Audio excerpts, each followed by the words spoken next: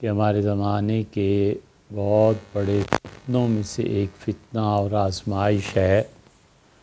کہ بچہ بچہ حدیث لے کے آ جاتا ہے اور پھر کہتا ہے کہ دیکھو حدیث میں یوں آیا ہے اور تم لوگوں کا عمل یہ ہے، اور خاص طور پہ حنفیہ جو ہیں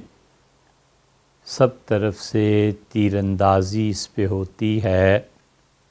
اور دو دو چار چار جماعتیں تک جن بچوں نے صحیح نہیں پڑھا وہ بھی حدیث کی کتابوں سے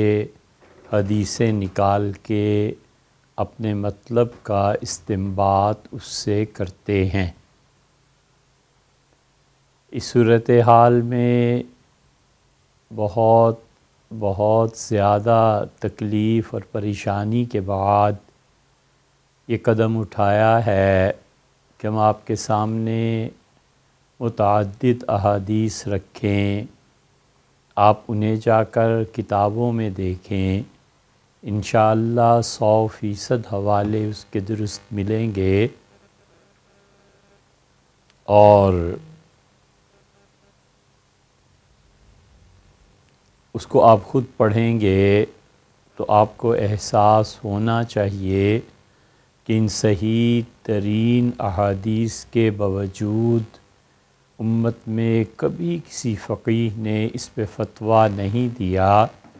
بلکہ وہ حدیث کی کوئی نہ کوئی تشریح کر کے اس سے کسی حکم کا ثابت نہ ہونا،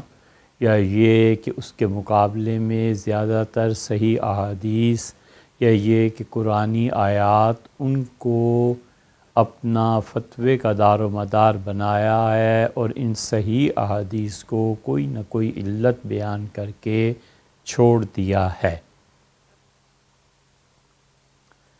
مختصر سا مطلب یہ ہے کہ ہر حدیث قابل عمل نہیں ہوتی،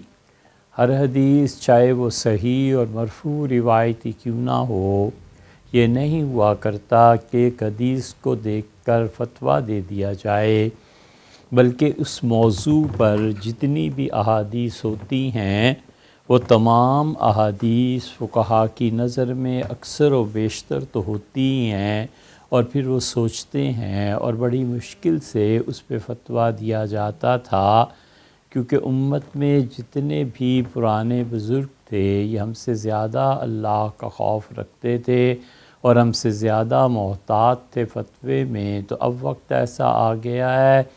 کہ جنہوں نے اپنی پوری زندگی اپنے اس علم اور فن میں کھپا دی ہے وہ مطعون ٹھہرے، اور کل کے بچے اور ان پڑھ مولوی ایک دو حدیثیں وہ بھی ترجمہ دیکھ کر پڑھ کے آ کے کہتے ہیں کہ اس حدیث میں تو یہ ہے، اس حدیث میں تو یہ ہے، اور اسے قطعاً معلوم نہیں ہوتا کہ حدیث شریف میں کیا آیا ہے، اور رسول اللہ صلی اللہ علیہ وسلم کے اس ارشاد گرامی کا مطلب امت نے کیا سمجھا ہے۔ پچھلی مرتبہ ہم نے آپ کے سامنے ایک حدیث رکھی تھی کہ دیکھو حضور اقدس صلی اللہ علیہ وسلم نے منع کیا کہ عدت میں خاتون سرما نہ لگائے، یہ نہ ہو، یہ نہ ہو، یہ نہ ہو، حتیٰ کہ ایک خاتون نے عرض کیا کہ میری بیٹی کی بینائی چلی جائے گی، اس کو بھی اجازت نہیں دی، اور رسول اللہ صلی اللہ علیہ وسلم نے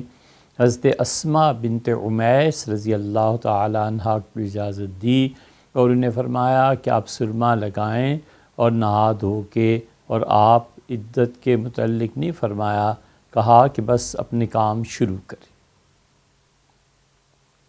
ایک حدیث آپ کے سامنے بھی رکھی تھی دوسری، کہ جو آدمی میت کو اٹھائے وہ وضو کرے، اور جو میت کو غسل دے اسے چاہیے کہ خود بھی غسل کرے، اور آپ سے عرض کیا تھا کہ دیکھو یہ صحیح احادیث ہیں، اس کے باوجود امت میں کسی نے بھی اس پر فتویٰ نہیں دیا۔ اس حدیث کو